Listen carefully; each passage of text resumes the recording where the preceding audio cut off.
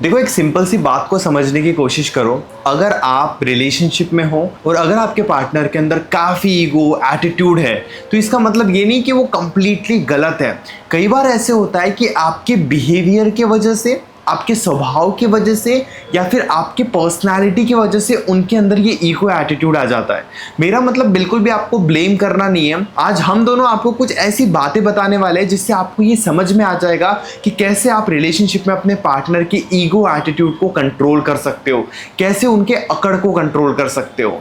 नमस्ते दोस्तों, मैं हूँ श्रवण और मैं हूँ मृणाल। और आज हम बात करने वाले हैं कि कैसे आप अपनी पर्सनालिटी को इंप्रूव करके किसी के बिहेवियर को बदल सकते हो। सबसे पहले ना एक छोटी सी बात को समझने की कोशिश करो।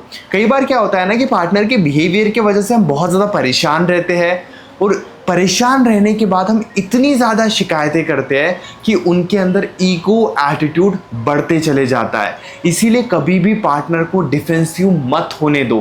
कई बार क्या होता है ना, हमें उनकी गलती बहुत क्लियरली समझ में आ रही है कि वो गुस्सा कर रहे हैं, बेवजह इग्नोर कर रहे हैं या फिर बेवजह आपको आपकी पुरानी गलती के ऊपर ब्लेम कर रहे हैं।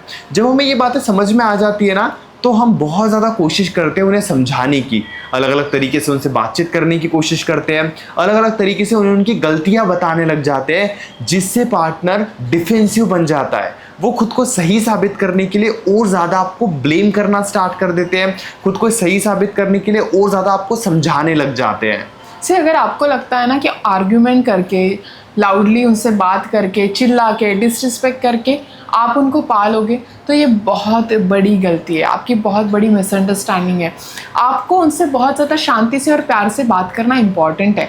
आपका खुद का एग्जाम्पल ले लो। अगर किसी और से आपकी लड़ाई हो गई या फिर कुछ नोक-झोंक हो गई और सामने वाला अगर आपसे डांट के, जोर से चिल्ला के बात कर रहा है, आप उनकी बात सुनोगे? बिल्कुल नहीं सुनोगे। आप उनकी बात तब सुनोगे जब वो शांति से बैठ के प्यार से रिस्पेक्टफुली समझा कर आपसे बात करेंगे। तो सेम विथ योर पार्टनर। अगर आपको कोई बात उनको समझानी है, आपकी फीलिंग्स जतानी है, शांति से समझदारी से बैठ के लो वॉल्यूम में आपने उससे बात करनी चाहिए। तभी आपके पार्टनर आपको सुनेंगे और समझने की भी कोशिश करेंगे। और अगर आप लाउडली बात कर रहे हो, उनको ब्लेम कर रहे हो और झगड़ा कर रहे हो, तो वो आपकी बात क्यों सुनेंगे? बिल्कुल नहीं सुनेंगे। देखिए, अब यहाँ पे ना आपके मन में एक डाउट ज़रूर आया होगा और आना ही चाहिए कि अगर हम शांति से उनसे बातचीत करते हैं तो वो हमारी बातें सुनेंगे ही नहीं। और मान लीजिए अगर हम शांति से उनसे बातचीत करते हैं तो वो तो हमें और ज़्यादा दबाएंगे और ज़्यादा डोमिनेट करेंगे। अब यहाँ पे ना और एक सिंपल सी साइकोलॉजी आप समझने की कोशिश करना। जब हम पार्टनर को पार्टनर के तरीके से ही समझाने की कोशिश करते हैं, यानी कि उन्होंने गुस्सा दिखाया तो हम भी गुस्सा दिखाएंगे, तो वो अगली बार ज़्यादा गुस्सा दिखाएंगे। और अगर आप अगली बार ज़्यादा गुस्सा दिखाओगे तो वो और ज़्यादा गुस्सा दिखाएंगे। यानी कि ये साइकिल कभी ख़त्म नहीं होगी। इसलिए इस चीज़ को बदलने के लिए आपको शांति से बात करना चाहिए। अगर वो आपकी बातें सुनते हैं तो, अगर वो आपकी बातें नहीं सुनते हैं तो आपको 1% भी एक्स्ट्रा कोशिश नहीं करनी चाहिए उनसे बातचीत करने की। ये होता है सबसे बेस्ट वे पार्टनर के बिहेवियर को कंट्रोल करने का।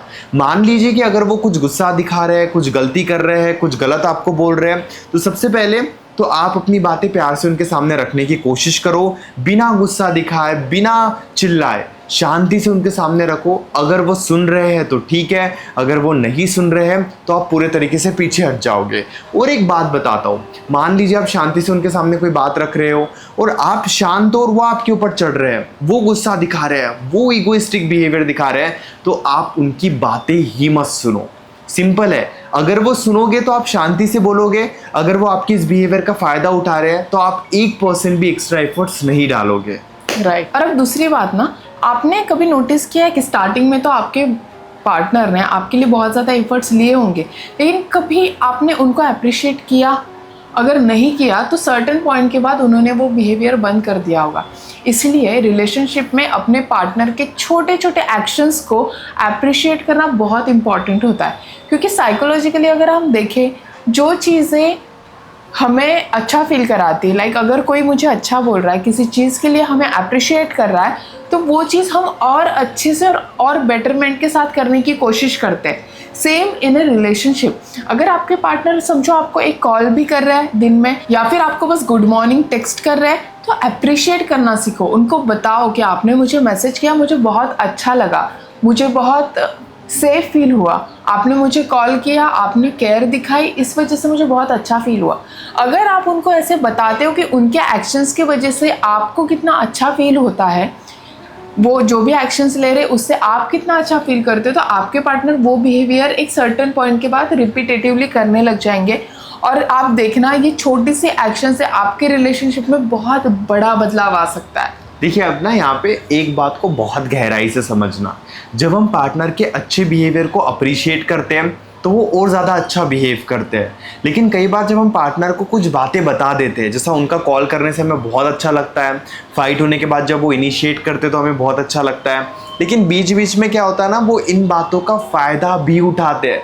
हर सिक्के के दो पहलू होते हैं। जैसे उनको पता है कि बात किए बिना आप उनसे नहीं रह सकते, कभी उन्होंने इनिशिएट किया, आपने उनको अप्रिशिएट कर दिया, बहुत अच्छी बात है, लेकिन बहुत ज़्यादा हाई चांसेस है कि जब सिचुएशन ख़राब रहेगी वो इसी बात का फ़ायदा उठाएंगे कि चलो आप कॉल नहीं करोगे तो आप डिस्टर्ब हो जाओगे, आप परेशान हो जाओगे, तो वो जानबूझकर आपको कॉल नहीं करेंगे। इसीलिए अप्रिशिएट करना बहुत ज़रूरी है पॉजिटिवली, लेकिन इसका मतलब ये नहीं कि अगर वो एक्शंस वो नहीं करते हैं तो आप उन्हें ब्लेम करना स्टार्ट कर दो। मृणाल ने एक बात बिल्कुल सही बोली है कि जिस चीज़ को आप बढ़ावा दोगे वो चीज़ बढ़ते चले जाएगी। अगर आप उनके किसी बिहेवियर को अटेंशन देते हो तो उनका वो बिहेवियर बढ़ते चले जाएगा। अगर वो आपके लिए अच्छा कर रहे हैं, आप उनकी तारीफ कर रहे हो, तो बहुत ज़्यादा हाई चांसेस है कि वो आपके लिए और अच्छा करेंगे।